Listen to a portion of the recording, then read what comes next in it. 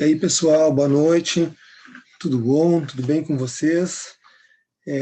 Amanhã iniciamos as nossas aulas de História do 8º ano e nós vamos trabalhar de forma parecida com o que trabalhamos no ano passado, a princípio, de maneira online, com talvez algumas tentativas de melhorias e de uma forma que a gente encontre para aproveitarmos melhor e termos sairmos com uma bagagem cultural maior ao final do período em que ainda estivermos com aulas à distância, aulas remotas.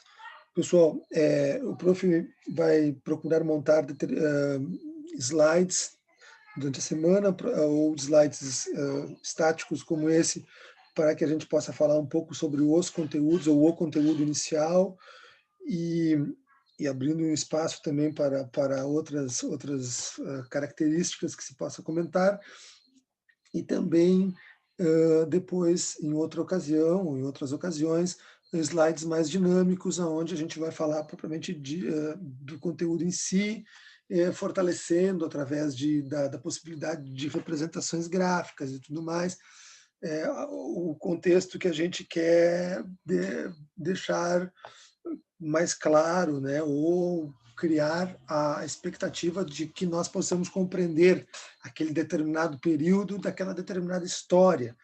E a matéria do 8º ano em História, gente, ela é uma matéria bastante complexa, né? Uma matéria que ela exige, vai exigir de vocês assim que vocês tenham uma aplicação, uma dedicação, né? Um compromisso muito grande com o conteúdo de História, porque o do 8º ano é bastante importante, porque a gente fala daquilo que a gente diz a era das revoluções, né, onde as grandes transformações embrionárias que vão dar origem ao mundo, talvez muito parecido com o que a gente vive hoje, né? Quer dizer, ainda num primórdio, numa formação, né, dos atores que ainda se mantêm no poder, por exemplo, a Inglaterra, os Estados Unidos, o Japão e todos esses estados nacionais já modernos, né, e que vão a partir daí dessa etapa de grandes revoluções, né, que que marca, né, desde o final do século XVII, ali dos anos de 1680, por aí, já com grandes transformações. Se vocês repararem, a Revolução Puritana, que a gente vai comentar no princípio, né, puritanismo tem a ver com religião, e a gente vai falar muito sobre as religiões, porque a Europa ela tá naquele pós-transformação das grandes reformas protestantes, né, que nós vimos anteriormente, né? E aí nós temos a formação do calvinismo, do luteranismo, do anglicanismo na Inglaterra, que se torna a religião oficial, e também das outras religiões protestantes na região da Grã-Bretanha, como o presbiterianismo e o puritanismo, né? Então a gente vai ver vai falar um pouco sobre tudo isso, e nos parece um pouco confuso, por isso essa parte da matéria ela precisa ter uma boa compreensão, uma boa carga de estudos, para que a gente possa compreender alguns atores que foram bastante importantes no processo de grandes transformações, né? Já que a gente está falando em revolução, revolução nada mais é do que uma transformação mais abrupta, né? Ou revoluções, porque a gente vai estar falando das revoluções inglesas, a gente vai estar falando da Revolução Industrial, né, que vai tomar conta, né, das invenções das máquinas e da melhoria do sistema fabril, e, em consequência disso, a transformação da economia, né, que era uma economia muito mais antiga e não capitalista, né? E aí a gente vai ter um modo de produção aceleradíssimo, né? Com a fábrica, né? Com as unidades fabris, com as maquinofaturas, enfim, né? Com o uso de, de gás, e antes disso de carvão, mas de grandes assim evoluções tecnológicas, né, que vão permitir matrizes energéticas, que é o que eu estou falando, e outras coisas, né, que vão permitir com que os países, a partir da Inglaterra, a Inglaterra vai ser a grande. A gente vai falar muito da Inglaterra, né? Eu até aqui vou mostrar para vocês, ó, esse aqui é um copinho da Inglaterra, né? Que veio da Inglaterra, não fui eu que trouxe. Eu não sei que bebida eles deveriam tomar aqui, os ingleses. Deve ser, os ingleses tomam uísque, né? Mas não sei, esse copo que eu trouxe foi uma outra pessoa que também trouxe alguns exemplos de lá, como uma réplicazinha de um telefone vermelho característico de Londres, que na verdade é um cofre, né, pessoal? O famoso ônibus londrino de 2 andares, que os meninos vão achar legal aqui, a miniatura do prof. E, né, essas coisinhas assim, além do chá, que é muito importante, o chá inglês, e a cerâmica, né? A cerâmica, essa aqui é uma cerâmica inglesa que é muito antiga, que o prof ganhou há muito tempo atrás, que eu acho que é uma cuia, né? Olha, alguma coisa para tomar chá ou uma cuia, né? Para segurar, que nem uma coisa ultra chique. Mas, pessoal, eu quero dizer que a gente já fala bastante da Inglaterra a partir de então, porque a Inglaterra vai ser a grande potência, né, naval e comercial, né, de todo esse período que começa, que inicia, né, com a crise do antigo regime, com a formação das monarquias nacionais, e depois com a consolidação das monarquias nacionais, né, que vem a ser as monarquias absolutistas. E na Inglaterra, a gente teve uma monarquia absolutista muito forte, né? Depois da Guerra das Duas Rosas né, dos Lancasters lá e dos Tudors e tudo mais, a partir dali teve uma Inglaterra com um fortíssimo poder de comando absolutista, né? E pensadores, inclusive, que defendiam, né, esse poder monárquico, né, centralizadíssimo, né, das monarquias inglesas, né, até o parlamento se rebelar, até os representantes das classes sociais inglesas e das religiões inglesas e de todo né, uma quantidade de coisas se rebelarem e tentarem transformar a vida política, social e aí, de certa maneira, também econômica, porque a burguesia vem junto, né? Os industriais e aqui, os donos sei lá, de docas e de estaleiros e coisas relacionadas a transporte marítimo, enfim, etc. Mas a Inglaterra é o grande país europeu, né, do final do século XVI, ali, já do começo do século XVII, dos anos de 1600, com muitas medidas tomadas por reis absolutistas, como Elizabeth I, né, a Rainha Branca, né, que foi o grande, digamos assim, grande bastião, né, do absolutismo inglês, né, da centralização do poder. São muitas as mudanças econômicas e a evolução do poder naval inglês se dá muito nessa época, principalmente com a derrota que os espanhóis né, têm frente à marinha inglesa, né, que se transforma na marinha mais poderosa do mundo. Antes era da Espanha, você sabe que Espanha e Portugal dominavam o mundo, tinham colonizado a América, roubado a prata e o ouro, etc., toda aquela coisa toda que a gente já conversou, né, mas a Inglaterra, através da pirataria, através, né, dessa superação tecnológica frente à marinha espanhola e tudo mais, se transforma numa potência, né? Mas é uma potência que tem vários agentes que querem chegar ao poder, né? Que querem transformar, enfim. Então nós temos duas revoluções, não é uma, são duas revoluções nesse período na Inglaterra do século XVII, né? Que é a Revolução Puritana e a Revolução Gloriosa. Mas que é isso, né? O pessoal pode ficar se perguntando para que a gente tem que aprender essas coisas, né? Inclusive eu tenho aqui esse livrinho do Christopher Hill aqui, que é um cara extremamente assim dedicado, né, a compreender. Ele tem até cheirinho de novo, foi um dos últimos livros que eu comprei, eu li na época da universidade e fala só sobre isso, né? Mas uma pena que eu não possa ter lido antes de ter que estar gravando essa aulinha para vocês, mas a gente vai aos poucos melhorando o nosso conhecimento, né? As revoluções inglesas e o princípio do liberalismo, então, diz ali, né? O liberalismo é o liberalismo econômico que eles estão falando, né? Do laissez-faire, das ideias do Adam Smith, do John Locke, né? Do deixe fazer, do deixe acontecer, da mão invisível do capital, do capitalismo que transforma, né, esse mundo já moderno e já pré-industrializado que se inicia na Inglaterra muito por consequência das suas condições específicas, né? Tinha muito carvão, era uma ilha, não sofria ataques, não sei o que lá, tinha todo o lance da pirataria, não sei o que. Bom, mas esse liberalismo, né, também acontece, isso revoluciona os portos e o comércio dos ingleses, não é por nada que eles acabam lá adiante até forçando terminar com o tráfico de escravos, né, para que todo mundo possa comprar, adquirir, trabalhar e ganhar e vender, enfim, e girar essa roda do capitalismo que eles estão criando aí, que eles estão transformando aí nessa época, né? E aí isso vai contra o absolutismo, né? Vai contra os reis. Por que vai contra os reis, gente? Tá, tudo bem, né? Os reis tinham muitos privilégios. Os reis viviam no privilégio, os reis viviam, né, eram nababos lá, os caras viviam na fortuna, né, fazendo tudo que bem queriam e cobrando os impostos que bem desejassem, enfim, né. O antigo regime, o ancien regime, como diriam na França, era um regime onde o rei estava muito acima do povo, do pobre, ou até mesmo, no caso da Inglaterra, da própria burguesia comercial, mercantil, né, que vai surgindo com as negociações, com as transações capitalistas que ocorrem principalmente a nível de comércio naval, né?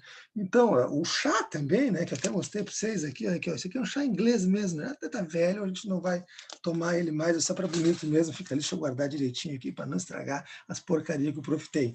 Bom, gente, esse absolutismo começa a fazer água, essas rainhas, esses reis, né? Porque vem lá, por exemplo, o Henrique VIII, que é o cara que funda o anglicanismo na Inglaterra, né? Ele também é muito importante, né? Ele antecede a Elizabeth I. Só que quando a Elizabeth I deixa-nos terrenamente, né, que ela parte para o além, né, ela viveu muito tempo, inclusive, né, e só que ela não deixa herdeiros, ou pelo menos herdeiros que tenham, que se saiba, né, enfim, e aí então o que acontece? Um primo da Elizabeth da Escócia, que a Escócia fica um pouco acima da Inglaterra, se pegar aquela ilha ali, vocês vão ver depois né, o que ele chamasse James, ou Jaime, né, em português, e a partir daí se inicia todo um processo de conflitos que vão envolver a religião, porque uns são presbiterianos, os outros são católicos, ainda no meio tem anglicanos, e aí alguns são pró-governo, outros já são mais revolucionários, já querem uma participação maior e tudo mais por parte da sua burguesia, e isso começa a criar todo um novo cenário, né, na Grã-Bretanha, enfim, ali na primeira metade ainda do século XVII, né? E aí que vai se dar a Revolução Puritana.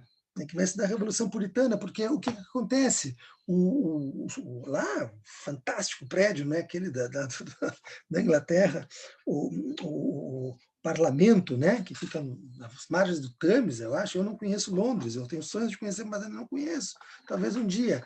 Mas ali no parlamento os caras decidem, alguns burgueses de alguns partidos, de algumas formas de organização, mas todos burgueses, mas todos, né, com certo poder, não era povo. O povo não tinha essa capacidade de opinião, né, ou de representatividade nesse momento, principalmente na Inglaterra. Vai ter na França depois, durante a Revolução Francesa, de certa forma, mas a Inglaterra é muito antes, né? A Revolução Francesa é final do século XVIII, a gente está falando da Inglaterra aqui, é a primeira metade do século XVII ainda, né? Então, essa é uma revolta do parlamento, de partidos do parlamento que tinham determinados interesses que não eram, de certa maneira, considerados pelo absolutismo, né, pelos déspotas, pelos reis, e acaba, juntamente com o exército, né, e com aquela burguesia mercantil que eu vou falar para vocês, né, fazendo com que as eleições que aconteciam colocassem maior número de opositores da coroa, da monarquia, no parlamento. Então o parlamento começa a forçar muito. E os líderes do parlamento, um deles, por exemplo, é o seu Oliver Cromwell, né? Oliver Cromwell vai ser o cara que vai se destacar mais, mas o rei não vai arregar. Não pensa que o rei vai arregar, né? O rei que já é nesse momento não é mais James, é o filho dele, já é o Charles, né? Que seria Carlos I. E esse é menos hábil ainda, né? E esse tem um lance religioso que não bate com a grande maioria, tal. E ele, enfim, esse cara é o que vai perder a cabeça, né? É esse aí que a revolução vai botar ele lá e vai decepar a cabeça dele, porque ele não vai ter a forma de fugir, né? E eu espero compreender melhor aqui com o livrinho do Christopher Hill, se bem que eu tenho um Eric Hobsbawm aqui que também se chama A Era das Revoluções, e ele está aqui, ó, é esse aqui. Ó, esse aqui também traz muitas questões, mas ele se dedica muito à França, mas tem capítulos específicos, especiais sobre a Revolução Industrial, as revoluções inglesas. Bueno, mas para a gente tentar terminar esse negócio, para não ficar muito longo o vídeo aqui, ó, o Oliver Cromwell ele acaba sumindo, o rei é decapitado, a monarquia é tirada de cogitação, é fundada uma república, quer dizer, muda completamente o esquema né, de representatividade na Inglaterra, pelo menos, né? E o Cromwell impõe lá, sei lá, o New Model Army, o cara promove atos de navegação, o cara melhora as condições das embarcações inglesas que tinham bandeira inglesa para poderem comercializar produtos sem pagar tanto imposto, quer dizer, reforça isso tudo. Ele também ele profissionaliza o exército, ele é um cara bastante popular, porque ele também é militar, né? Mas, enfim, e o Oliver Cromwell faz um princípio de governo, né, revolucionário de fato, enfim, mas aos poucos, por incrível que pareça, ou melhor, não é por incrível que pareça, ele também, né, pensa, não, vou dar um golpe aqui e vou ficar nesse poder. E ele é nomeado Lorde Protetor, né, dos estados da Grã-Bretanha, sei lá eu de que eles imaginavam que pudesse ser todos os estados da Grã-Bretanha, e não eram poucos, não era só aquela ilha, eles tinham um monte, né, por todos os lados. E o Cromwell, então, começa a governar exatamente como quase se fosse um absolutista de direito divino, por exemplo, entre aspas, é isso. Eu espero, talvez, fazendo um contraponto desses livrões aqui, entender um pouco melhor esse negócio, porque eu não me lembro mais. Mas como o nosso negócio é entender o que está apenas dentro dos livros didáticos de história, né, digamos que o Cromwell foi essa figura, né? O parlamento é vitorioso, o rei, obviamente, antes disso ele tenta, tal, só que o Cromwell morre, cara, lá adiante, porque ele não é eterno, ninguém é. O filho não é tão habilidoso, sofre um golpe, volta à monarquia. Olha o que eu disse para vocês bem rapidinho, né? Volta à monarquia triinábil, pá. E aí agora o que se pode fazer, né? Era um filho, já Carlos II, sei lá como é que era o nome do cabra. E aí a burguesia se reúne com a elite, né, e com já os burgueses industriais e tudo mais, né, para darem um novo golpe, em que é a tal Revolução Gloriosa. Gloriosa porque não derramou sangue, porque não teve conflito, né? A puritana teve, né, cara? O lance do Cromwell ali foi o rei resistiu, acabou até, enfim, né, morto no cadafalso lá no treco lá.